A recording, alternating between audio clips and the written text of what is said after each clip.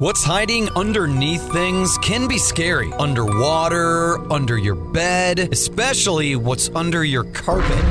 Except when you get new carpet from Carpet One Floor and Home. After tearing up your old carpet, they'll vacuum and apply Health Annex antimicrobial to your subfloor, disinfecting and killing mold, mildew, and any remaining general awfulness. Carpet One Floor and Home goes the extra mile to protect you, your family, and your home. Carpet One Floor and Home in Columbia, making your home beautiful, guaranteed. Good morning and welcome to Radio Friends on Tuesday, August the 30th. I've got a dear friend of mine. We have been friends, I guess, close to 45 or 50 years now. Oh, come on, Paul. Don't make it any worse than it is. I've been in the industry in Columbia 40 years. Yeah, 40 years. And I met you early on. JO MANHART. You were the best thing that happened to my career, Paul, because you gave me a chance and other people picked up and I got to be on other TV shows and radio shows and before audiences. A live audience is what I like best. Yeah. Well, JO MANHART, the egg lady. Okay, so we go back 40 years. She was on Pepper and Friends making an omelet. I remember that. But today, instead of cooking, we thought we'd talk a little bit about eggs and some of the misconception that people have about eggs. Now, for years, we always heard that, if you eat eggs, you don't want to eat eggs if you have high cholesterol. Oh. Now things have changed about that, haven't they? It's not even on the way. It's not on the radar screen that I'm aware of, at least not related to eggs.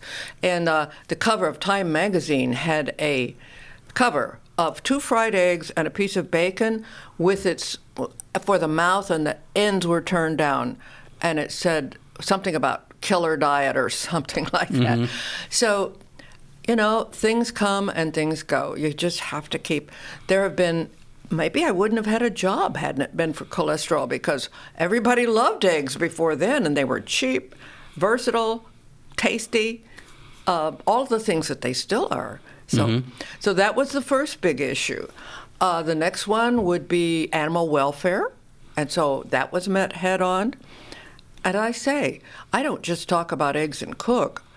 I have to deal with questions that people have about the industry. Then there's, let's see, what did I say? The environment, animal welfare, salmonella. Okay, what about salmonella in eggs? They are so rich. If you drop a germ in them, they will grow it. So many, if not most, salmonella incidents that are blamed on eggs should be blamed on the fact that they are such a good medium for growth. They'll grow healthy kids.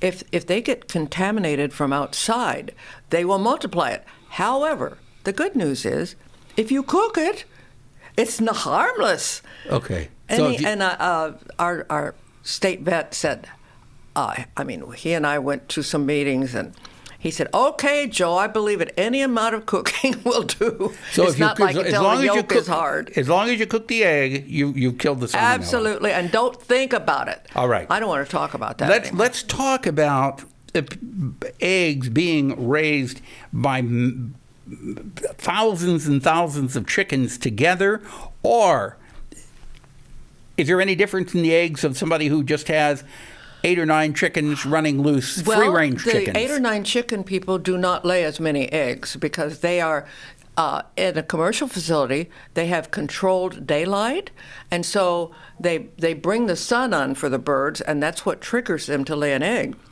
They turn the lights on, and the pituitary gland says, "Okay, time to lay another egg." There was a chicken who was on the Today Show in St. Louis called a Wonder Hen, and she laid an egg a day for over a year.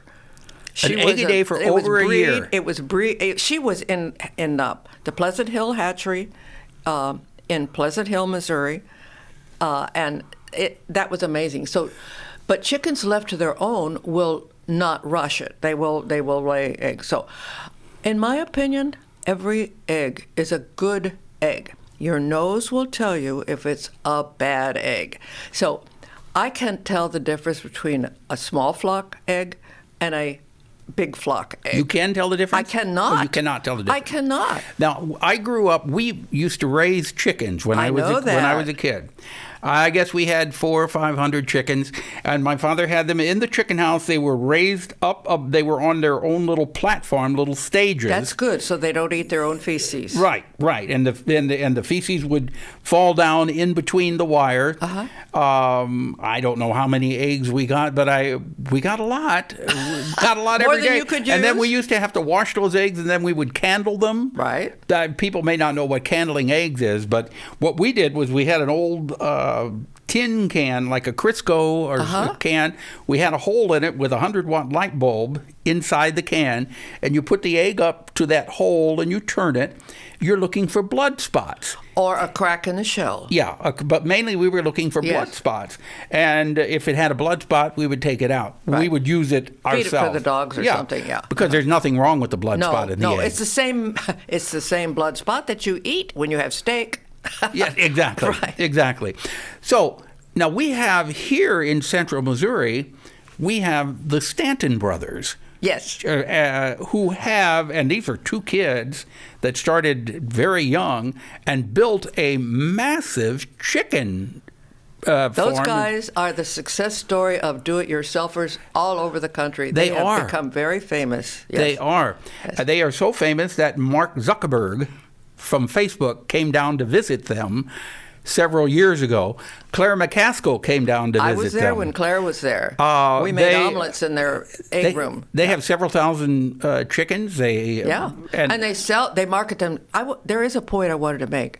Production of anything is the easy part. Even though production is hard, you've got disease, weather, economics, everything to worry about. That's still the easy part. The hard part of producing anything is marketing it. Marketing and selling it. And so those guys did both, and they grew. And I consider that the guys that I work for, they pay me. The big guys pay me. But I promote all eggs, and that's okay with them, because every one of the big giants in the industry started out little, having to peddle their own eggs door to door.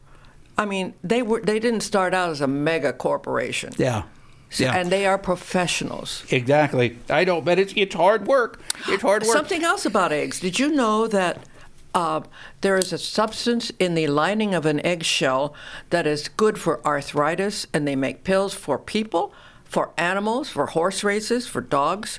It's called hyaluronic acid. That same acid is a miracle for cosmetics. And if you get cosmetics with